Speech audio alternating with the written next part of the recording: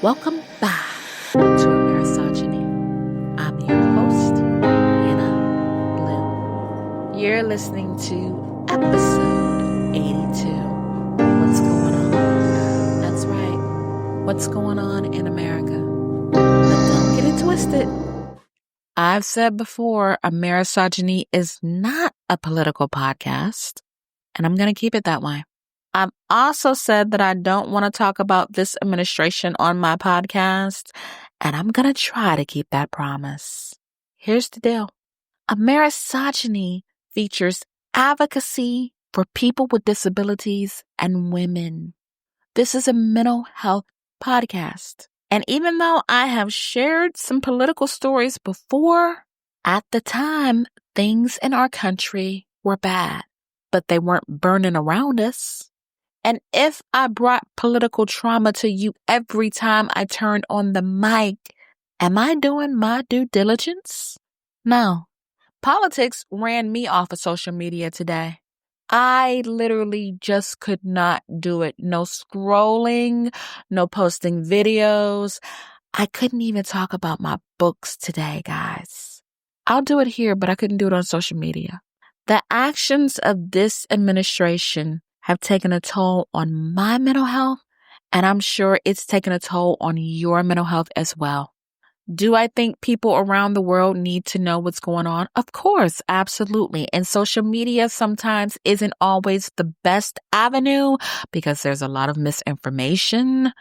But as much as I love you guys, I can't update you on everything he's been doing because I need to be gentle with my mental health too.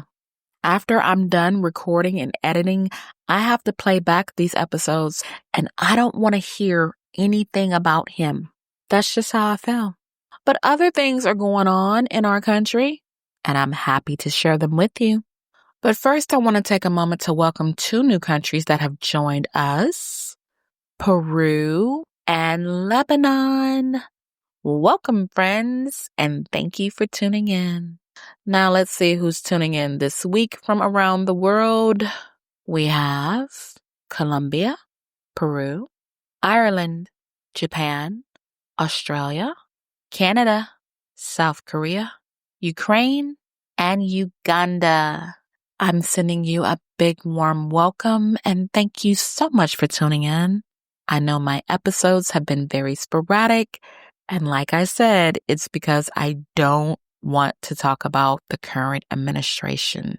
And it's also been difficult to find good stories, especially inspiring stories about women. I didn't have these problems for the whole 2 years that I was podcasting before January 20th. But I digress. Let's get into today's episode and talk about some things that are going on in this country. And you know me, I'm going to keep it interesting because that's what I do, people. That's what I do. And if you hear bits and pieces about the turmoil that's going on in my country, the USA, that can't be helped. Now let's get ready for our first stop, Los Angeles, California, USA. If you haven't heard of Nezza, you will today. She's a Dominican-American singer, and her real name is Vanessa Hernandez. Well, she sang the national anthem at Dodger Stadium on Saturday with over 51,000 fans in attendance. But here's one little thing. She sang it in Spanish. She later posted a video on TikTok that I watched and revealed that she was told not to sing the Star-Spangled Banner in Spanish. According to Nezza, a Dodgers staff member told her, "We're going to do the song in English today." She said she didn't answer the woman. She just went out there and did her business. She said, "I just felt like I needed to do it for my people. My parents are immigrants. They've been citizens my whole life at this point, but I just can't imagine them being ripped away from me. Not now. Not when I was a kid. Never." And it was very emotional for Nezza. She broke into tears. So why didn't she sing it in English? She was protesting the ICE raids that are going on in Latino communities. And if you haven't seen the videos, families are being broken up and people are being unlawfully deported without due process. Trump actually sent the National Guard and the Marines to LA, not to de-escalate the situation, but to strike fear in the hearts of people. That's what he does best. And that wasn't the only thing that happened. One of the state's U.S. senators, Democrat Alex Padilla, was forcibly removed from a news conference after asking Kristi Noem a question. And he was handcuffed. That's right. A U.S. senator was handcuffed for simply asking a question. Now, as long as I've been alive, I've never known that to happen. If that's not crossing a line, you tell me what is. There was no reason to do that. But let's get back to Nezza. Now the reactions were split down the middle. Some clapped and cheered for her, while others just stood still with their mouths dropped open like fools. Some people posted their reactions on social media, of course, and here are some of the comments. These people are evil, meaning Latino people. And another wrote, they should have cut off her mic and apologized to their audience. This kind of inaction might push away a lot of Dodger fans. And another said, has her legal status been checked? Deport her. But Nezza also received a round of support on social media. One person wrote, her courage is palpable. So proud of her. Another wrote, I'm obsessed with her. That was beautiful. And guess what? The Dodgers won. Now, although Nezza joked, safe to say I'm never allowed in that stadium ever again, the Dodgers haven't banned her. And some sources say they don't plan to. Her performance was very moving, and players, both current and former, responded. Adrian Gonzalez is a former first baseman who is now a broadcaster. He called the raids unconstitutional and wrote, separating families without cause and profiling individuals due to the color of their skin is not right. It needs to stop. Well, if there's anybody who understands that, it's Black people. During slavery, families were separated all the time. Children were sold away from their mothers. Husbands and wives were separated. Yeah, that's something we know very well. I agree with him. The ICE raids are definitely unconstitutional. No one has the right to deport anyone from this country without due process. And the rhetoric is not based on protecting America. It's upholding the values of white supremacy. Plain and simple. Now let's get ready for our next stop. My state, North Carolina, USA. Singer R. Kelly is singing the blues. He's been hospitalized and says someone is trying to kill him. Let's get into it. Robert Kelly was convicted in 2021 on charges of racketeering and sex trafficking. He is now serving time at the Federal Correctional Institute in Butner, North Carolina. Well, last Friday, he was taken to Duke University Hospital in Durham, North Carolina. And why did he go? According to court documents, he was given an overdose of medication by prison officials. According to the court filings, Mr. Kelly's life is in danger, and that danger is coming from the Bureau of Prisons officials and their actions. Mr. Kelly needs this court's intervention. His life actually depends on it. Now, the drama started on June 11th when Kelly's team filed a motion accusing the Bureau of Prisons of soliciting another inmate, Michael Glenn Stein, to kill R. Kelly while he was in custody at a federal prison in Tucson, Arizona in the spring.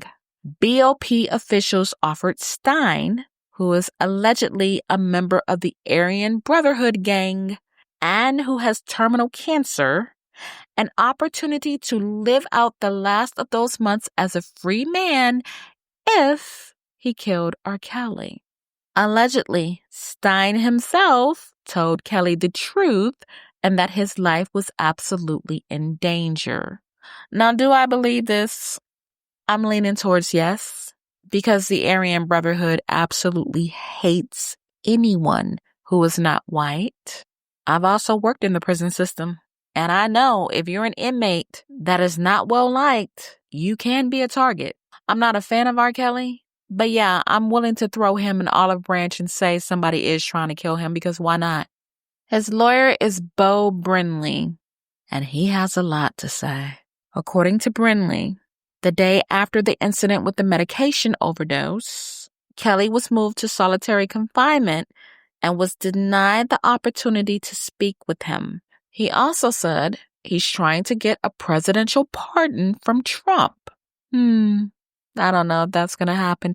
If he has money, yeah. Because let me tell you something. Back when George W. Bush was president, Kanye West was still in his right mind and made a statement. George Bush doesn't care about black people. Well, let me tell you who else doesn't care about black people. That is Donald J. Trump. And trust and believe, just like Satan himself, if he's going to do something for you, there's gonna be something in it for him. So if R. Kelly has no money, R. Kelly will be staying put, just like Kizzy in Roots. Now, the BOP issued a statement and said that for privacy, safety, and security reasons, we do not discuss the conditions of confinement for any incarcerated individual, including medical and health-related issues. Additionally, the Bureau of Prisons does not comment on pending litigation or matters that are the subject of legal proceedings. Now, that I can tell you is true. If something happens in prison, they let their lawyers deal with that. Well, the only ones who really know what's going on behind closed doors are Robert Sylvester Kelly and BOP. We'll just have to wait and see how this plays out. Well, folks, I'm ready to talk about another celebrity on our next stop, social media. Her name is Beyonce. And she won the Best Country Album. But guess what? According to the Grammys, that award no longer exists. I don't know anybody who hasn't heard of Beyonce. She's been around for quite a long time. And according to Forbes, her net worth is $760 million. But in the good old US of A, and according to the bigots in this country, that means nothing. The Recording Academy set tongues a-wagging. Since 1995, the Grammys have always had a category for the Best Country Album. Well, starting in 2026, this award will become two separate ones: Best Contemporary Country Album and Best Traditional Country Album. Look at the nonsense. Back in February, Beyonce's Cowboy Carter took home the Best Country Album Award. Now that was a shock, especially to the bigots in the industry, because she was the first Black artist to claim the award. Now, I knew there was going to be some backlash after she won. I just didn't know what. But I knew the bigots in this country were mad as hell, and they were not going to let that stand. And here we are. They did away with the whole category and split it into two. That has never been done prior to her winning. Why are they doing it? Beyonce is Black. It doesn't matter how talented she is or how much money she's made. She's Black. And she infiltrated country music and took home its top prize. Now, people who accuse the Recording Academy of being racist have every right to. Cowboy Carter also won Album of the Year, and that was also the first album by a Black woman to win the award in 26 years. I promised I would tell you what was going on in America, and I am. Racism. And that, dear listeners, is just that. Well, she has the award and she still has plenty of money. She did what she set out to do, and nobody can take that away from her. Now, social media is going to be our last stop, but I have one more story to bring you. And it's the tragic story of a very special person, Ananda Lewis. Now, back in the day, if you watched MTV, you knew that Ananda was a VJ. If you watched BET, you saw her every weekend on Teen Summit. Ananda Lewis was that girl, and what I mean when I say that is she was the girl every girl wishes they were. Ananda recently died of stage 4 breast cancer. On the same day her 14-year-old son Langston was going to graduate middle school. According to her sister, Lakshmi Emery, her wish was to live to his graduation day, and she did exactly that. We lost Ananda on June 11th. She was 52 years old. The father of her son is Will Smith's brother, Harry Smith. According to media, he had a choice to go to his graduation or stay home, but he chose to go to graduation. Emery broke the news of Ananda's death. She wrote, "She's free and in his heavenly arms. Lord rest her soul. She was my stubborn little sister who shone brightly, loved fiercely, and was my number one cheerleader. Hard-headed and tender-hearted, smart as a whip, we finished each other's sentences. I had her back, and she had mine. There are no words to express the depth of the devastation I feel. My life will never be the same without her. Rest now. And if you're close to your sister, you know exactly what she means." In 2020, Ananda posted on Instagram that she had been diagnosed with stage 3 breast cancer. She revealed she had been diagnosed almost 2 years earlier and insisted she had no intention of leaving her son, friends, and other family members. She said, "I have a 9-year-old son I need to be here for. I have no intention on leaving him. I don't want to leave my friends, my family. Hell, I don't want to leave myself. I like being here." Ananda was a beautiful person, inside and out. To me, she looked like a black Barbie doll. And growing up, she inspired every little black girl to be who they wanted to be. In 2024, she announced the breast cancer had progressed to stage 4. She was very transparent about her journey. She said her doctor suggested a double mastectomy and she didn't want to do it. In her own words, she said at the time, "I don't want to spend one more minute than I have to suffering unnecessarily. That, for me, is not the quality of life I'm interested in. When it's time for me to go, I want to be able to look back on my life and say, I did that exactly how I wanted to." She also shared her stance on mammograms. She said, "I have refused mammograms and that was a mistake. I watched my mom get mammograms for 30 years almost, and at the end of that, she had breast cancer." She later said she regretted taking a more holistic approach and embracing natural remedies. She said, "I need you to share this with the women in your life who may be as stubborn as I was about mammograms. And I need you to tell them that they have to do it. Early detection, especially for breast cancer, changes your outcome. It can save their life." Now, according to the National Breast Cancer Foundation, women who receive regular breast cancer screenings have a 26% lower death rate than those who don't. This hits home for me because I just had a mammogram 2 months ago. And after I was finished, I said, you know what? My doctor says I should have one every year, and I don't think so. Well, some very nice and respectful ladies jumped in my comments on Threads and shared their stories with me and urged me to have one every year. And after they were done speaking with me, I said, okay, I'm going to do it. And that's the key with social media, being respectful.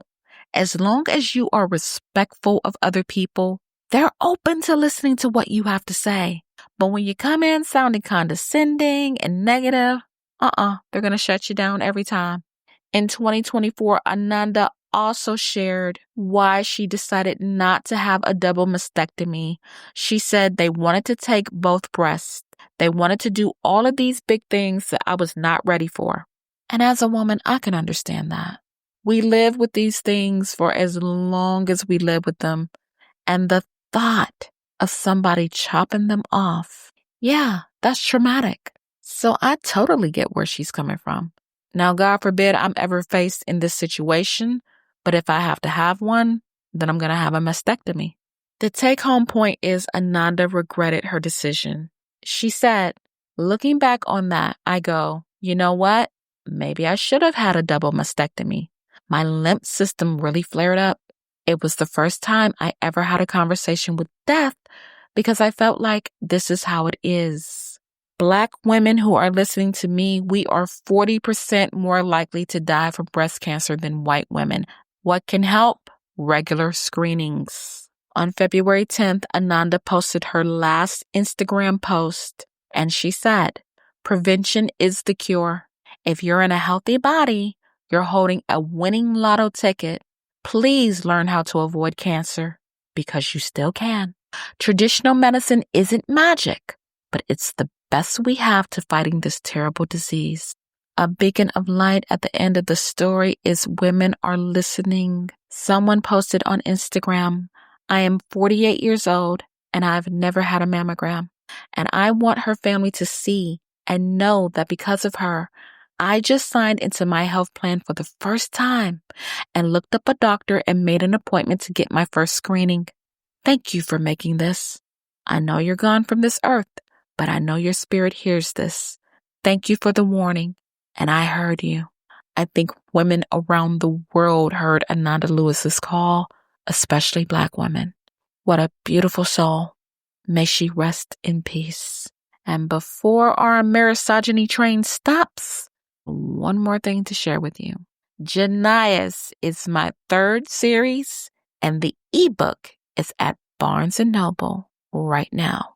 Janias 1 will debut on August 1st, but until then, you can check out my other series, Platerius 1, 2, and 3, and Codarius 1 and 2. They're still getting good reviews, and you know I love to see them. You can pick those up at Barnes & Noble, Amazon, Walmart, or wherever books are sold in your country.